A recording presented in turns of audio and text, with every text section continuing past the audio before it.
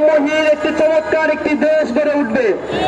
আমরা উদ্বেগের সাথে লক্ষ্য করছি প্রতিটি বিষয়ে এই সরকারের কাছে দাবি আদায় করার জন্য জনগণকে রাস্তায় নেমে আসতে হচ্ছে, যা আমাদের জন্য খুবই লজ্জাজনক এবং দুর্ভাগ্যজনক।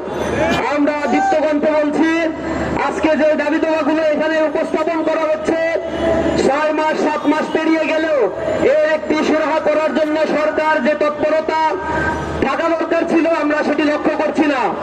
আমরা সরকারের কাছে উদাত্ত আহ্বান জানাই, অনতি বিলম্বে মানুষের এই গণ দাবিগুলোকে মেনে নিয়ে এই দেশকে একটি কার্যকর রাষ্ট্রে পরিণত করার জন্য আপনারা আন্তরিকতার সাথে এগিয়ে আসবেন।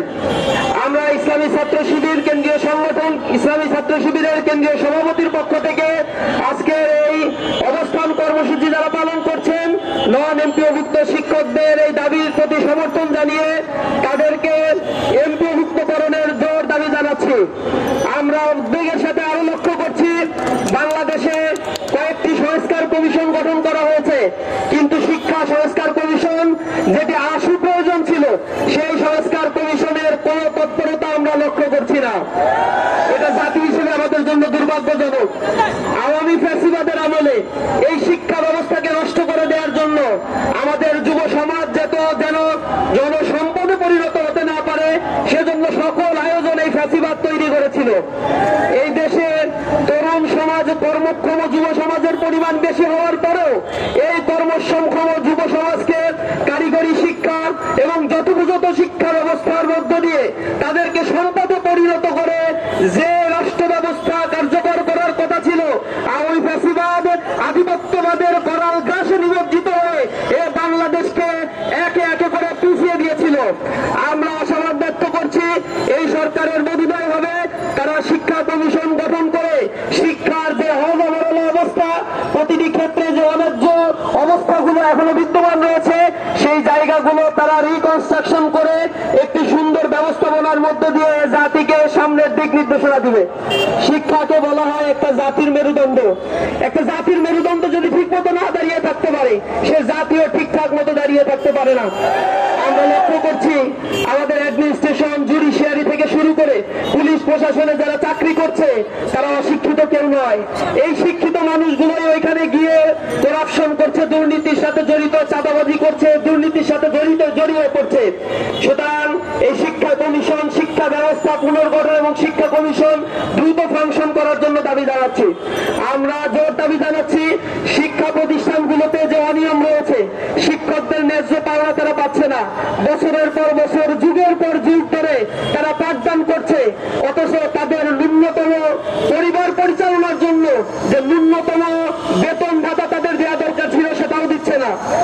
ইভেন এমপিও ভুক্তি যে সকল শিক্ষা প্রতিষ্ঠানের শিক্ষকেরা রয়েছে তারাও সরকারি সুযোগ সুবিধা পায় না। তবে ন্যূনতম এই সুযোগ সুবিধার জন্য নন এমপিও ভুক্ত হাজার হাজার শিক্ষা প্রতিষ্ঠানের শিক্ষকদেরকে যারা মানুষ তৈরির কারিগর হিসেবে আমরা জানি, এই কারিগরদেরকে আজকে রাস্তায় নেমে দিনের পর দিন এই রোদের মধ্যে দিনের পর দিন তাদেরকে অবস্থান গ্রহণ করতে হচ্ছে। আমরা সরকারের প্রতি উদাত্ত আহ্বান জানাই, অনতি বিলম্বে তাদের দাবিগুলো মেনে নিন, অন্যথায় ছাত্র সমাজ তাদেরকে সাথে নিয়ে আপনাদেরকে দাবি মানাতে বাধ্য করবে ইনশাআল্লাহ। আমরা বলতে চাই শিক্ষকরা যদি পাঠদান করতে পারে, ক্লাসে ফিরে যেতে পারে, জাতি গঠনে ভূমিকা রাখতে পারে, এ জাতির জন্য সেটাই হবে একমাত্র কল্যাণকর। এ জাতির গঠনের জন্য আমরা বারবার বলেছি, আমাদের প্রস্তাবনার মধ্যে প্রতি বছর বাজেট যখন পেশ হয় ফ্যাসিবাদী আমলে প্রতি বছরই আমরা বলেছি শিক্ষা ক্ষেত্রে যে বাজেট দেওয়া হয় তা অপ্রতুল। 10 থেকে 12% বাজেট শিক্ষা খাতে দেওয়া হচ্ছে, যার অধিকাংশ বাজেট ইউনিভার্সিটি কলেজগুলোতে দেওয়া হলেও মাদ্রাসা কারিগরি শিক্ষা অবহেলিত হয়ে রয়েছে। এখানে আমরা বলছি একটা দেশের বেসরকারি খাতকে উন্নত করতে গেলে যোগ্য মানব সম্পদ তৈরি করা খুবই জরুরি। আর যোগ্য মানব সম্পদ দক্ষ প্রশিক্ষণপ্রাপ্ত শিক্ষার্থীদের মধ্য দিয়েই তৈরি হবে। আর এই শিক্ষার্থীদের যারা দক্ষ করে গড়ে তুলবে সেই মানুষদের যদি ভাতা বেতন ঠিক মতো না দেওয়া হয়, তাদের প্রশিক্ষণের ব্যবস্থাগুলো ঠিক মতো না করা হয়, তাদের শিক্ষা প্রতিষ্ঠানগুলো আধুনিকায়ন এবং উন্নয়নের পথে না নিয়ে যাওয়া হয়, তাহলে কখনোই একটি জাতি গঠিত হতে পারে না। আওয়ামী ফ্যাসিবাদ চেয়েছে আমাদের মেরুদণ্ড ভেঙে দিয়ে এ রাষ্ট্রকে অকার্যকর করে দেওয়ার জন্য। আমরা এ সরকারকে বলতে চাই, আমাদের এই দেশে যে সম্পদ রয়েছে এই